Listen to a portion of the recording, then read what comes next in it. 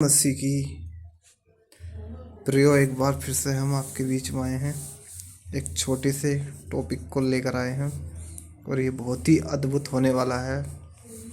और आज जो टॉपिक है हमारा, एक वचन के ऊपर है ये, और वो वचन है प्रकाशित वाक्या 3:20। लिखा है, देख मैं द्वार पर खड़ा हुआ खटखटाता हूँ। यदि कोई मेरा शब्द सुनकर द्वार खोलेगा तो मैं उसके पास भीतर आकर उसके साथ भोजन करूँगा और वह मेरे साथ। तो इस वचन को आज हम कैसे लें? Question mark.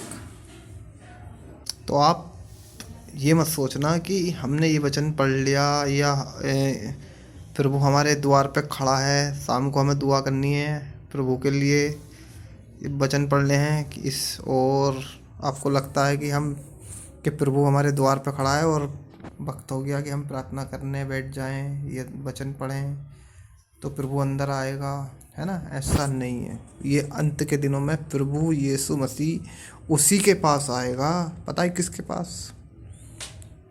इस वचन के हिसाब से प्रभु उसी के पास आएगा जिसको प्रभु की भूख होगी, उसके वचन की भूख होगी। अभी हम साबित करते हैं।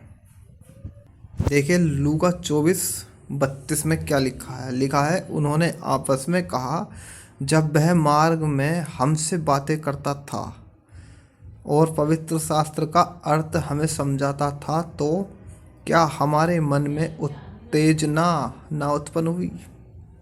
उत्तेजना। तो ये प्रभु आज उसके ही पास आएगा जिसको प्रभु के वचन की उत्तेजना होगी। उत्तेजना नहीं तो वो नहीं आने वाला। जी हाँ, बिल्कुल नहीं आएगा। आप चाहे प्रकाशित वाक्य 3:20 कितना ही पढ़ लो, नहीं आएगा वो। जिसको उसके वचन की भूख प्यास होगी, उत्तेजना होगी, वो उसी के पास आएगा, अन्यथा नहीं आएगा।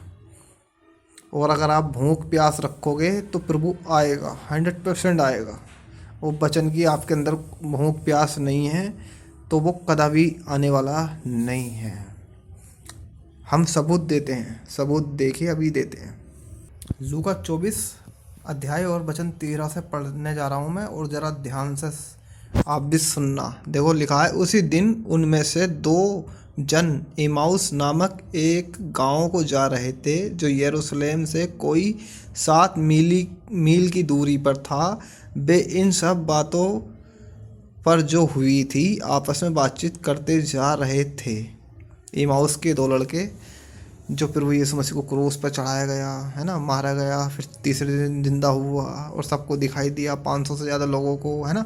वो इन सब बातों की चर्चा करते हुए जा रहे थे, बातें करते हुए जा रहे थे, प्रभु की बातें करते हुए जा रहे थे बहुत ज़्यादा, है ना। वचन 15 अब देखना, इम्पोर्टेंट ही आ गया। वचन 15, और जब वे आपस में बातचीत कर रहे और पूछ रहे थे तो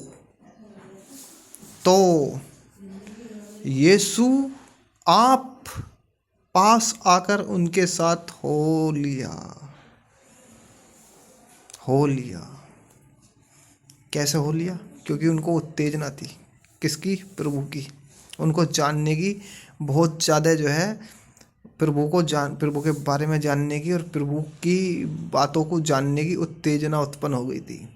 तो प्रभु खुद उसके पास आ गए, दोनों इमाउस के लड़कों के। वो तो हद इस चीज़ की हो गई कि इन्होंने पहचाना नहीं। हद इस चीज़ की हो गई कि इन्होंने पहचाना नहीं, इन दोनों इमाउस के लड़कों ने। इनके साथ खाना वाना भी खाया, सब कुछ, प्रभु ने बातें भी करी, है ना, फिर भी ये पहचान नहीं पाए। लेकिन ये देखो कि इम्पोर्टेंट ये था कि यीशु मसीह आए कि नहीं आए।